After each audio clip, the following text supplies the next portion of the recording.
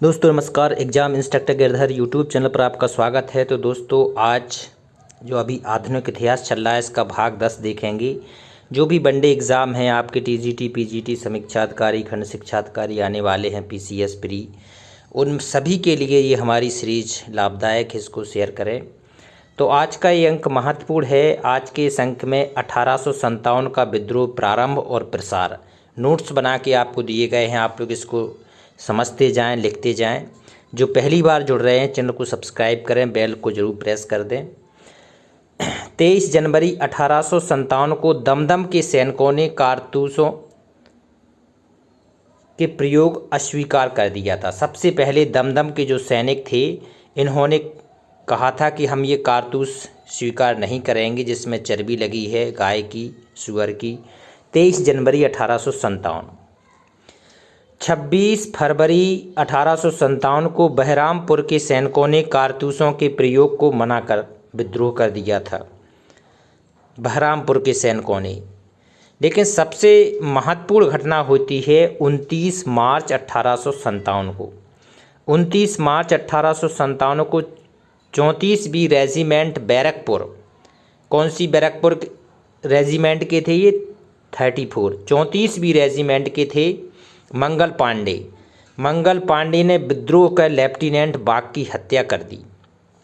Major sergeant ह्यूरसन को गोली मारी। बताओ कितना बड़ा विद्रोह होगा कि जो लेफ्टिनेंट बाग था इसकी हत्या कर दी और मेजर सार्जेंट ह्यूरसन को गोली मार दी थी। ये डेट थी 29 मार्च 1857 और इसी विद्रोह के कारण इनको पकड़ लिया गया और मंगल पांडे को फांसी दी गई थी 8 अप्रैल 1857 को। ये भी एग्ज़ाम में डेट पूछी जाती है कि कब दी गई थी वो डेट, तो 8 अप्रैल 1857 की डेट थी। अब देखते हैं पूरा विद्रोह, समझते हैं क्या था। 1857 के विद्रोह की शुरुआत 10 मई को मेरठ से हुई। कितने तारीख को हुई? 10 मई। 10 मई को मेरठ से हुआ। मेरठ के विद्रोही 11 मई को दिल्ली पहुंचे। सबसे पहले अगर विद्रोह पूछा जाए तो कहाँ से हुआ है? मेरठ से, 10 मई को। और ये विद्रोही 11 मई को दिल्ली पहुंचे और 12 मई 1857 को इन्होंने दिल्ली पर अधिकार कर लिया। दिल्ली पहुंच गए और 12 मई को इन्होंने अधिकार कर लिया। 12 मई को लेफ्टिनेंट बिलोबी जो दिल्ली में शस्त्रागार का कार्यवाहक था में कुछ प्रतिरोध किया परंतु पराजित हुआ। जो लेफ्टिनेंट बिलोबी था अंग्रेज, दिल्ली में शस्त्रागार का कार्यवाहक था, में कुछ प्रतिरोध किया परंतु पराजित हो गया ये बिलोबी। विद्रोहियों ने बहादुर शाह द्वितीय को भारत का सम्राट घोषित किया। जो विद्रोही हम लोग आगे बढ़ रहे थे और दिल्ली पहुंच गए और किसको अपना बादशाह घोषित कर दिया? बहादुर शाह द्वितीय का, जिसको इन लोगों ने हटा दिया, अपदस्थ कर दिया गया था, हटा दिया गया था। 20 सितंबर 1857 को दिल्ली पर अंग्रेज़ों का अधिकार हो गया। दोबारा जब विद्रोहियों इनको बहादुर शाह द्वितीय को राजा घोषित कर दिया, लेकिन दोबारा दिल्ली पर 20 सितंबर 1857 को दिल्ली पर अंग्रेज़ों का दोबारा अधिकार हो गया। इस संघर्ष में जॉन निकोलसन मारा गया। जो अंग्रेज का सेनापति था जॉन निकोलसन, वो मारा गया। हडसन ने सम्राट के 2 पुत्रों, अब देखो कितना क्रूर खेल खेला इसने।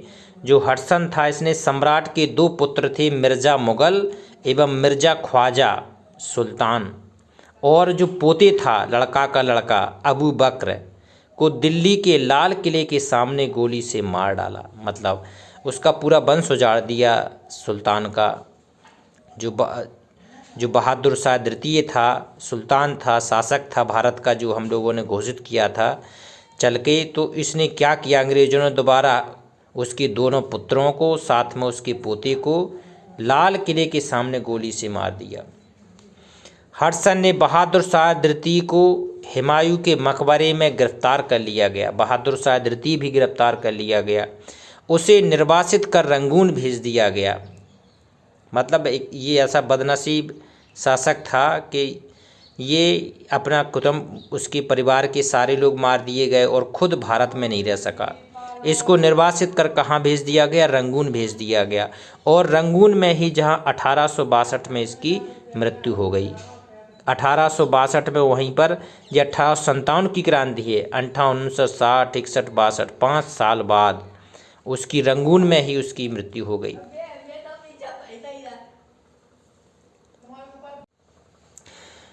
अब इसका देखते हैं विस्तार कहाँ कहाँ हुआ और किसने उसका आंदोलन किया 1857 का, और कैसे अंग्रेज़ों ने उसको दबाया। ये सारी चीज़ें अब देखते हैं। फैज़ाबाद में विद्रोह मौलवी अहमद उल्ला शाह ने संभाला। फैज़ाबाद में किसने किया था?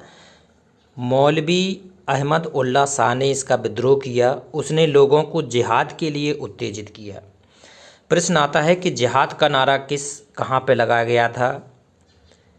कौन से स्थान पे 1857 को जिहाद का प्रयोग किया गया था? फैज़ाबाद में।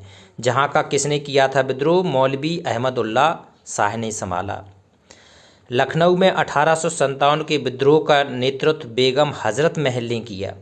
लखनऊ में किसने किया था? बेगम हज़रत महल ने। उसने अपने अल्पवयस्क पुत्र, जिसका नाम है बिरजिस कादर, को नवाब घोषित किया। जो छोटा सा था बिरजिस कादर, इसको नवाब बना के खुद आंदोलन की इसने बागडोर संभाली थी बेगम हज़रत महल ने। और मार्च 1858 में कैंपबेल ने लखनऊ पर पुनः कब्जा कर लिया। जो कैंपबेल था इसने आक्रमण किया लखनऊ पे और पुनः अधिकार कर लिया। हज़रत महल ने आत्मसमर्पण करने से इनकार कर दिया और नेपाल चली गई। तो जो हज़रत महल थी वो कहाँ चली गई? नेपाल चली गई। और शासक सुल्तान कहाँ भाग गया, चला गया था? रंगून। तो इस प्रकार से जो खास लोग थे वो भारत में रह नहीं पाए उस समय। कानपुर में विद्रोह का नेतृत्व पेशवा बाजीराव द्वितीय के दत्तक पुत्र, जो पेशवा थे उस समय, कौन थे पेशवा कानपुर में? बाजीराव द्वितीय। इनके दत्तक पुत्र थे नाना साहब, जिन्हें गोद लिया था इनको। और नाना साहब की ओर से मुख्य जिम्मेदारी थी तात्या टोपे। नाना साहब के मुख्य जो अधिकारी थे, जिम्मेदार थे, वो थे तात्या टोपे, जिसका असली नाम रामचंद्र पांडुरंग था। इनका तात्या टोपे का नाम क्या था? रामचंद्र पांडुरंग था।